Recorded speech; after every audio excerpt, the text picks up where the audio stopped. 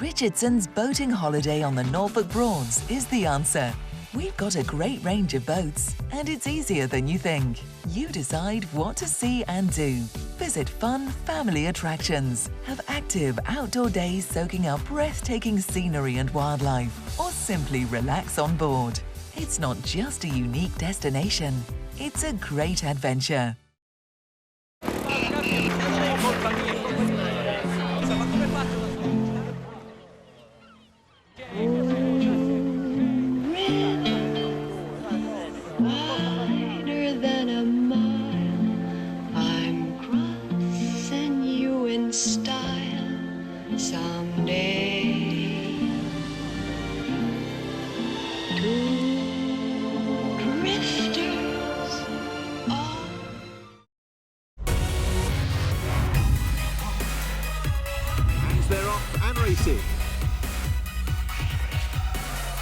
Blue jacket of Itamar over on the far side, Mitch Price, lightning thunder finishing off strongly on the near side, Mitch Price just last home.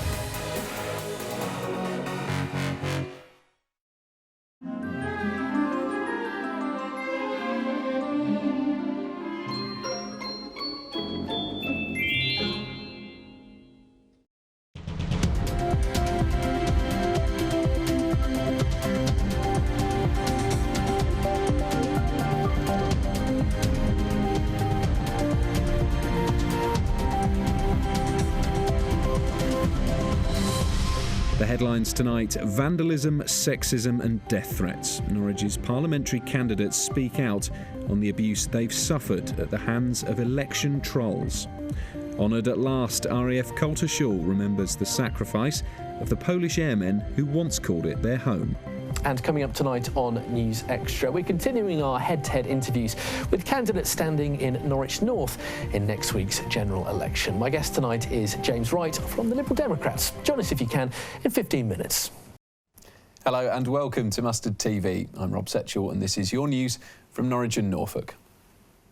First tonight, a candidate standing for election in Norwich has told how she's called in police after receiving death threats. Conservative Lisa Townsend was sent the message anonymously through her Facebook account, and officers are trying to trace the sender. Since going public, she's received support from politicians of all parties, many of whom say they've received personal and sexist abuse themselves. Mark Shields reports. Parliamentary candidates in search of votes are used to the odd robust conversation on the doorstep. But Lisa Townsend, here leafleting in Norwich, has also seen the ugly side of what's being called the social media election. She was recently sent an anonymous message through her Facebook page, a threat so disturbing she reported it to police.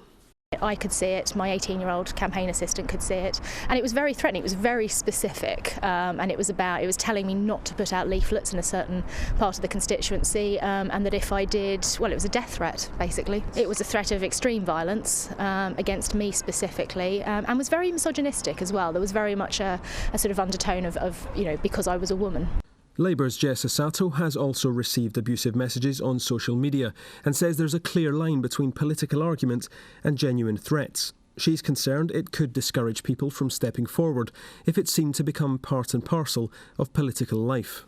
This is a cross-party issue for me. If we don't make sure that those who seek to stand for public service, whatever party they want to represent, are free from threats and, you know, feel as though they can go about their daily lives without having somebody saying that they're going to kill them or maim them or hurt them in some way, then we won't get people putting themselves forward for public service.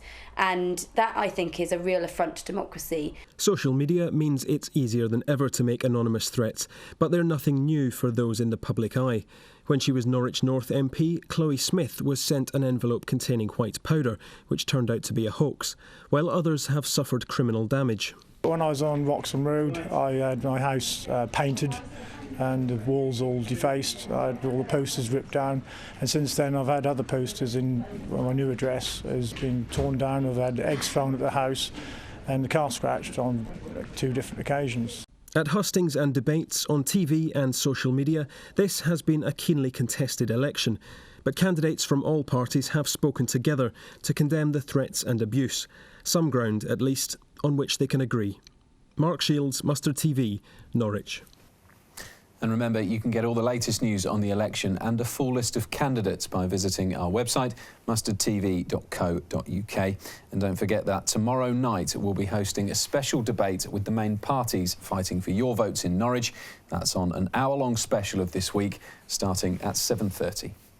Some other headlines now, though, and an inquest's been held into the death of a Norwich snowboarder described by his loved ones as funny, athletic and an exceptional talent.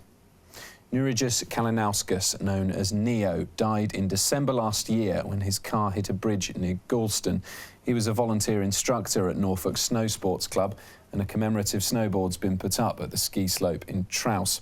Yesterday's inquest at Norfolk Coroner's Court concluded that the 25-year-old had taken his own life after suffering from a series of personal problems.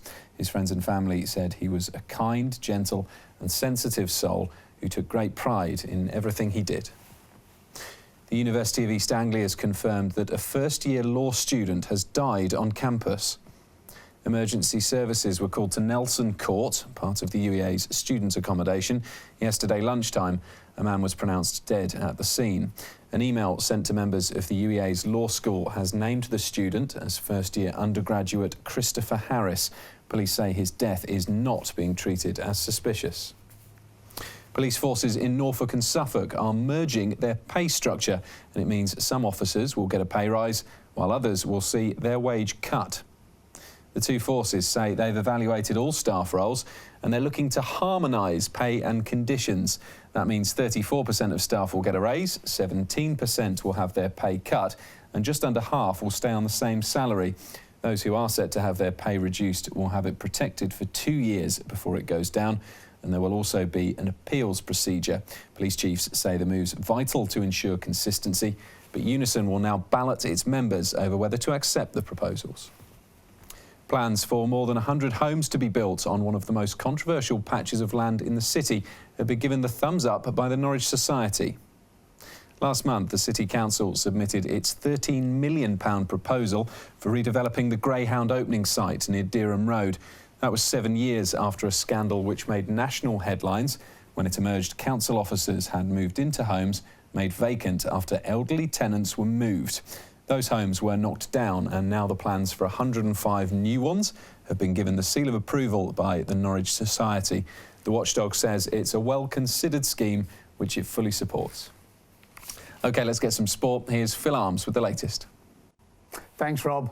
With the Canaries destined for an extension to their season, after booking their place in the Sky Bet Championship playoffs, it still remains to be seen whether they finish in third or fourth spot in the final league standings. Saturday's final match of the regular campaign will see Norwich hosting their nemesis team, Fulham, at Carrow Road. And you have to go back to March 1986 to find the last time City put one over the Cottagers. An EDP web poll has highlighted the fact that 26% of Norwich fans are terrified of a potential Norwich versus Ipswich clash in the playoffs. But none of this, of course, will concern the City boss, Alex Neil. The Scot has experienced promotion as a player, and as manager he guided Hamilton Academicals to promotion to the Scottish Premier League just 12 months ago, via a playoff final penalty shootout success against Hibernian.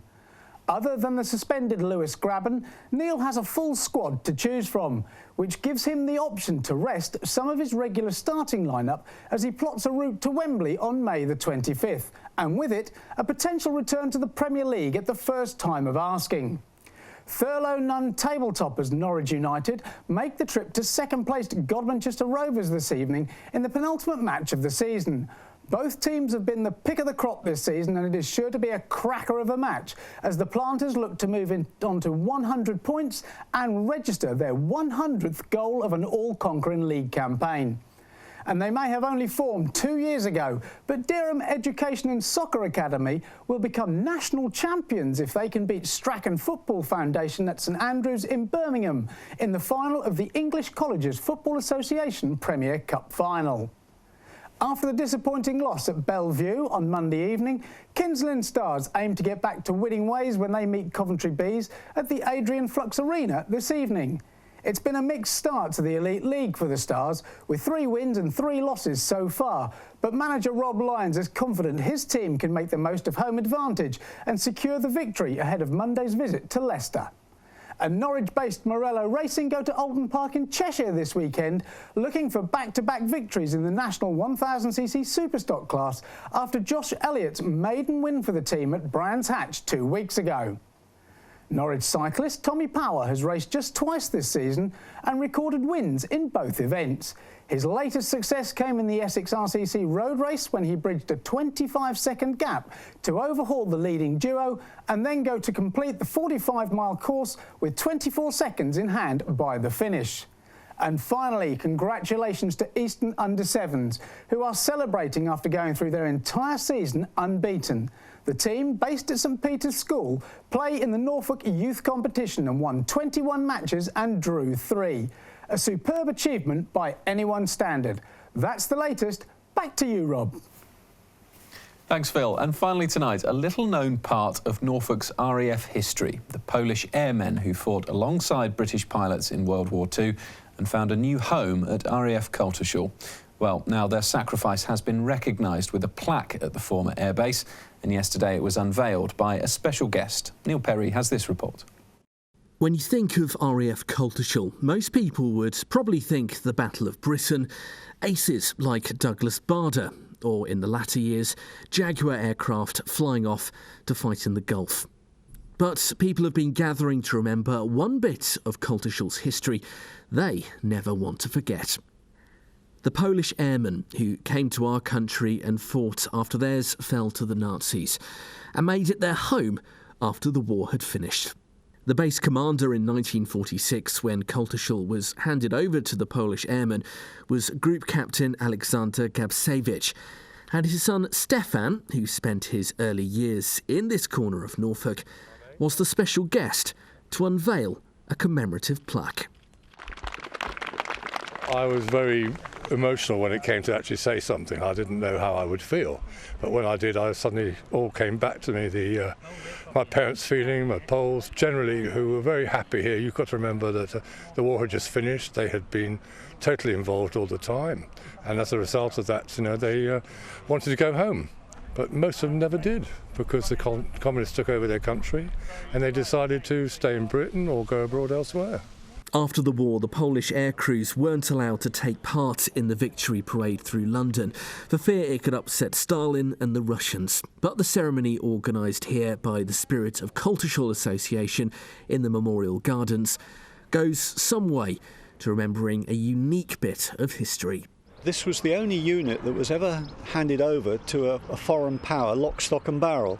Here at Coltishall, it was handed over as a complete unit to RAF, in brackets, Polish, Coltishall. So that makes it unique in the UK for that sort of event to have been carried out. But as the standards are marched away and the families of the veterans leave with their own personal memories, all of them go knowing no one will ever forget the friendship formed between Great Britain and Poland during one of our darkest hours. Neil Perry, Mustard TV, at the former RAF Coltishall. OK, let's get some weather here with the latest forecast. It's WeatherQuest. Mustard weather, brought to you by Hatchbrenner. Fine solicitors for a fine city. One or two blustery showers around this evening, but for many it's a dry end to the day, and any showers will tend to fade away as we go through the latter half of the evening. So after midnight we're mainly dry with a lot of clear sky around, and consequently turning quite chilly, maybe a touch of frost out in the countryside. Light southwesterly winds and temperatures down to 3 to 5 degrees, locally getting down to 1 or 2 degrees across the Brecklands. So it's a chilly start to Thursday, but otherwise we're left with a bit of sunshine around first thing, cloud quickly bubbling up, and that will bring a scattering of heavy, possibly thundery showers with hail through the afternoon. Very hit and miss though, some places may avoid them. A light to moderate southwesterly wind tomorrow, turning northwesterly, and temperatures around 12-13, possibly 14 degrees, 57 in Fahrenheit. Looking ahead to the weekend, Saturday will be dry, some bright spells in the morning, but generally rather cloudy. Quite a chilly breeze though, reaching highs of 12 degrees. Comes Sunday, cloudy, outbreaks of rain in the morning, but some sunny spells and showers for the afternoon, and highs reaching 15 degrees. Mustard weather, brought to you by Hatchbrenner. Fine solicitors for a fine city. OK, after the break, it's News Extra, and Neil Perry's back with the latest of his head-to-head interviews with candidates standing in Norwich North. Tonight, he's joined by Liberal Democrat James Wright. That's coming up in just a few moments. But from me, thanks for watching and good night.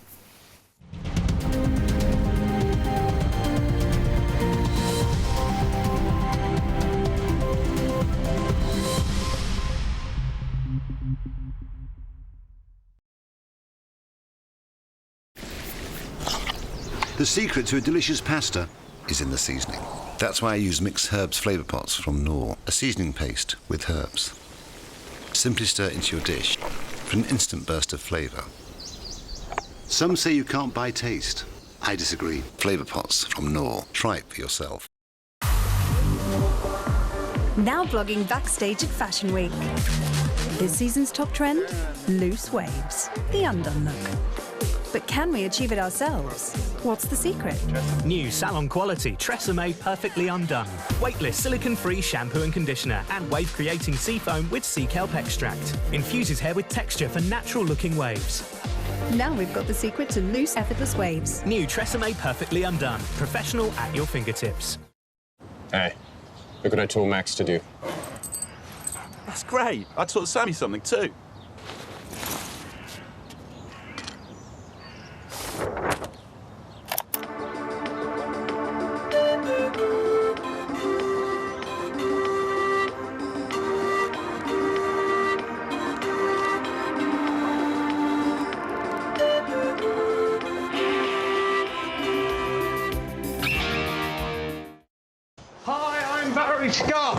Wow, I've never been through a pipe quicker.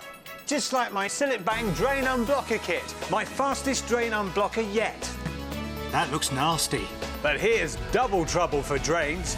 This is barbed and bendy. And this is thick and fast. Gets to work in 5 minutes.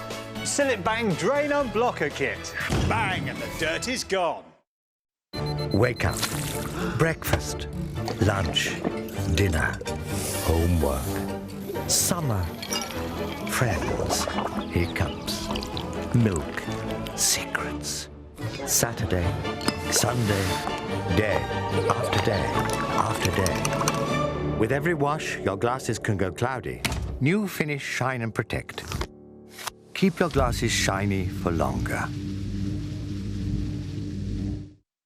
Tim, show Joel how everything you touch turns into Skittles. That's awesome. Is it awesome? Excuse me. Touch the rainbow. Taste the rainbow. This risotto says, I'm finding this a bit awkward too. It says, don't worry, I'm not trying to be your mum, but give me a chance. I'm learning on the job. Coleman's new meal kits make it easy to say it all.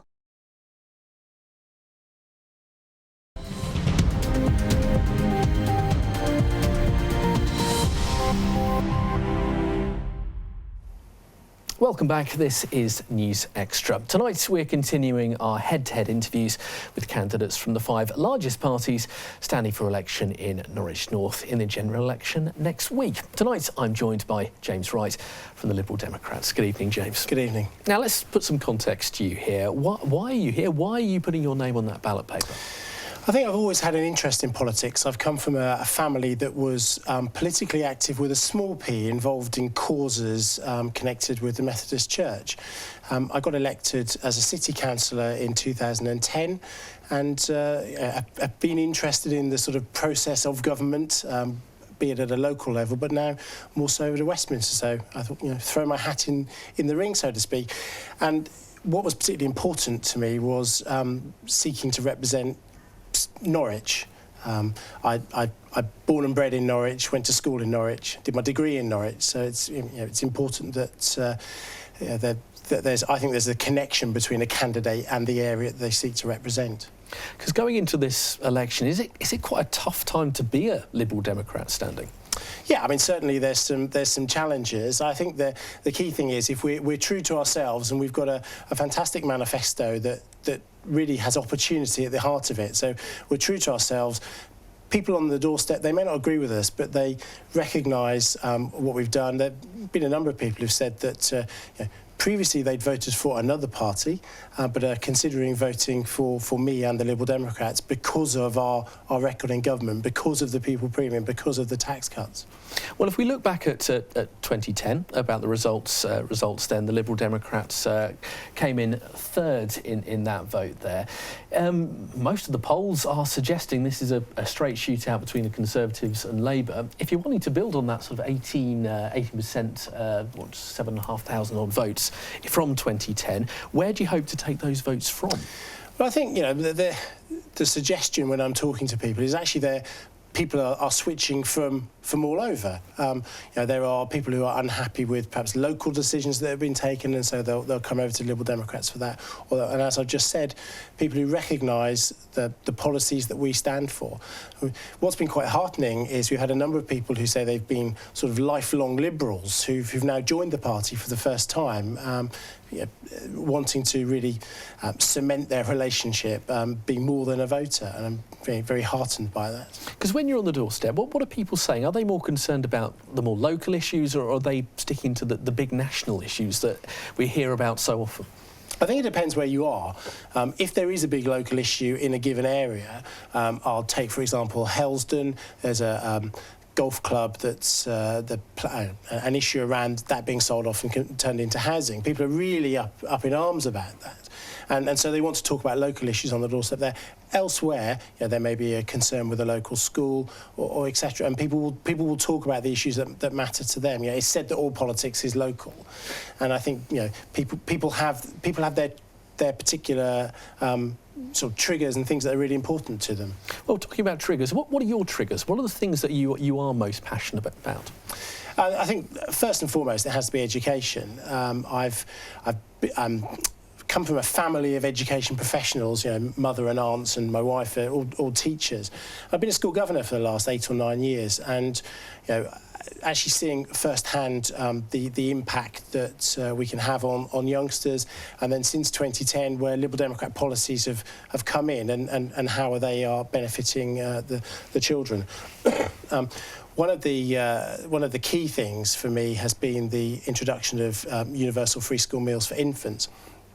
School where I am a governor is actually a junior school, but we took it upon ourselves to roll that out to junior children using funding from pupil premium, and we found that's worked very well. So I'm very heartened to hear that today the Liberal Democrats have committed to announcing our policy of rolling that out to junior children as well. Now, one issue that keeps on coming up time and again in the Norwich North and around the top of the city is the Northern Distributor Road. It's quite a polarising issue. Where do you stand on the idea of having this road around part of the top of the city? I think it's very important that the road is there. If I had my personal preference, actually, is it should join up with the A47. It's called a sort of road to nowhere at the moment. I think it is very important for the overall development of the city that we do have good transport infrastructure. Roads are part of that, and the NDR is part of that as well, but I'd like to see it join up with the A47. Because what some people are saying, it's an excuse to potentially fit in more housing in that gap between the road and the rest of the city. Is that something that would concern you? I know housing is something you're also quite concerned about in the city. Well, I think housing, I don't think, we have a shortage of housing, and I would like to see more building and development. I think that I have some concerns where that is out-and-out greenbelt development, and I think there's opportunities for developing in more sort of brownfield areas. But I think actually we do need to recognise that some development will need to happen. The key thing is to make sure that it's proportionate development and that it's with the buy-in of the local people. I think too many of these schemes are introduced without a really true consultation, and that concerns people. Because over the last 5 years, the Liberal Democrats have been a party in government. The record that the Lib Dems have in that time, when you're on the doorstep talking to people, Is that winning you votes potentially, or do you feel it might actually lose you votes? I think it depends who you're talking to. When we're talking about the tax cuts, 30,000 people in Norwich North have 30,000 low and middle income people have experienced a tax cut, and we would extend that even further. So, that's something where they see a Liberal Democrat mark on that. People also recognise that we have implemented this universal free school meals for infants. We've got the pupil premium, which is supporting disadvantaged youngsters, and implemented the Equal Marriage Act, which for many people is hugely important, that they've got that equality in the marriage system. Because coming into this election, a lot of people have said that the old three-party politics system is dead. In fact, some people might see it as slightly quaint now, considering how many different colours there seem to be, really thinking they have a viable chance in different seats. Do you see that as changing voters this time round? I think people still recognise that in their given constituency, they want to understand who their MP is. Some people are talking about their voting intent being informed by not wanting a particular combination to be running the country on the 8th of May. But do you think that's confusing people a little? Yes, I think it probably is. Clearly, from a Liberal Democrat point of view, we've called for electoral reform for a number of years, and I'd like to think that one of the things that will come out of the increase in interest in other smaller parties is that we'll actually have some genuine reform, possibly starting with local elections. Now, on a personal level, in this campaign, you're obviously juggling this with work commitments and that kind of thing. On a personal level, is that difficult? You must be shattered. It is. One of the things I do, I work in IT. I sort of run a relatively small business. Fortunately, clients are very understanding, and so I've been able to park a number of things. There have been the odd emergency, one of which meant that I wasn't able to attend a hustings. So. But do you find, as that people would, I know it's a political term that's often chucked around, life experience, do you think that puts you in a better position to actually be an MP? Yeah, I mean, I do. I've worked. I think there is some concerns about people who do a particular politics-related degree. They then go and work in Westminster and they get selected to be a candidate by their party. I haven't done that. I did my degree at City College. I've then worked ever since then in IT across a number of organisations. Worked for the BBC and in the healthcare sector prior to, and subsequently I worked at Sproston High School. So I've got some experience across a number of organisations, and I think it's very important that candidates do have a varied background, and perhaps we need that. Well, time is against us. If we can just round up in 10 seconds, we've said it could be quite confusing. What do you want people to think about going into that polling booth? Think about someone who's got a commitment to Norwich and a commitment to the people of Norwich North. Simple as that. Well, James, time, as I said, is very much against us, and that's all the time we have for this evening. You can join in the conversation on Twitter. We are at Mustard TV. Just use the hashtag #NewsExtra. You can watch all of these interviews back on the election pages of our website, where you can also see a full list of all the candidates who are standing in Norwich North. My thanks to James for his thoughts tonight, and to you for watching. Good night.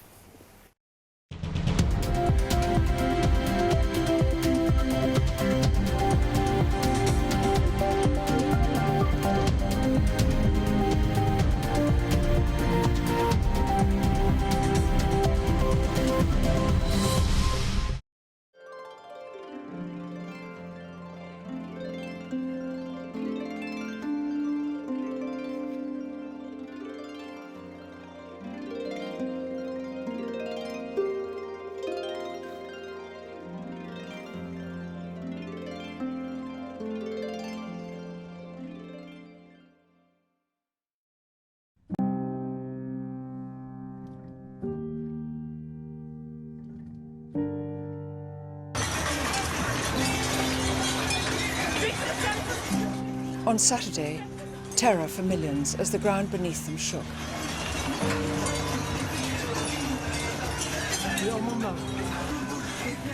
Lives wrecked, homes turned to rubble, roads blocked, and livelihoods destroyed. Nepal is a beautiful country with an ancient culture. 2,000 years of history razed to the ground in minutes.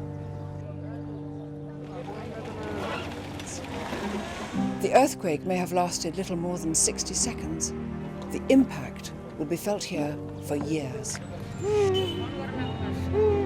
But the emergency is now, the need for help desperate. The majority of families who have either lost their homes or are just too scared to return to them, they're now left to live out in the open, many with no shelter at all. Nepal's few hospitals have been overwhelmed, with those injured treated in the streets. My father served with the Gurkhas, who for 200 years have sacrificed their lives for Britain. Now it's our turn to help their country.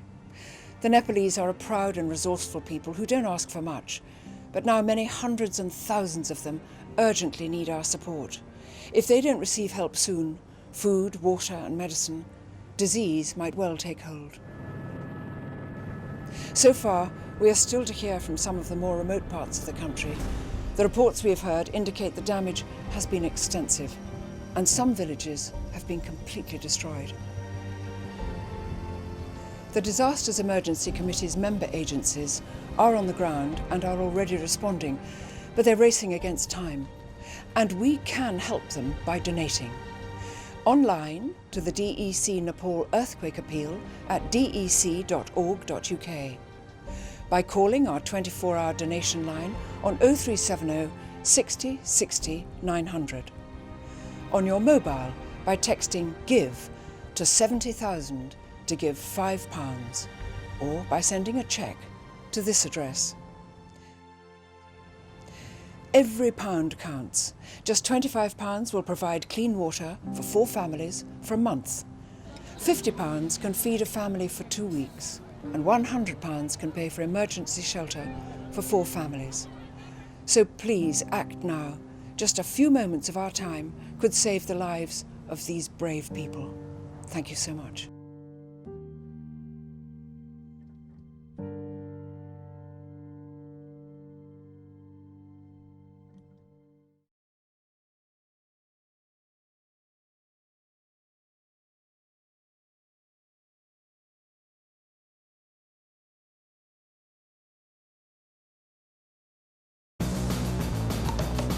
New Magnum Pink Raspberry and new Magnum Black Espresso. Different ice creams for different moments. Specially selected vegetables and richly spiced sauces with fluffy steamed rice. That's my delicious Uncle Ben's rice time. Begin with Ben. What do you do to reveal your underarms? Just shave. But shaving can cause irritation.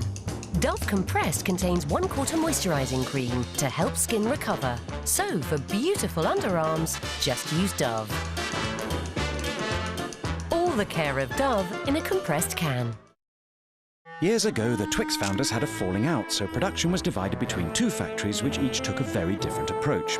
Left Twix lavished caramel on biscuit, while Right Twix topped biscuit with caramel. Left Twix then covered it in chocolate, while Right Twix smothered it in chocolate. Today, they only share a wrapper and a driveway. Twix, try both and pick a side. As they grow, their messes get tougher. For those tough messes, there's a tough cleaner. Discover Dettol Power and Pure Advance. It combines disinfection with tough cleaning power, and it kills 99.9% of bacteria while leaving no harsh chemical residue. That's how Dettol cleans and disinfects to help protect your family. Dettol, for a clean and protected home. Mega 1 litre pack, half price at Asda. Touch your legs. Has shaving left your skin feeling dry, rough or stubbly? Introducing new Veet Natural Inspirations, containing ingredients from natural origin, including shea butter, aloe and grapeseed oil. Veet waxes reveal touchably smooth legs for up to 28 days. Smooth, irresistible skin. Veet Natural Inspirations, inspired by nature, perfected by Veet. Now on promotion at Boots.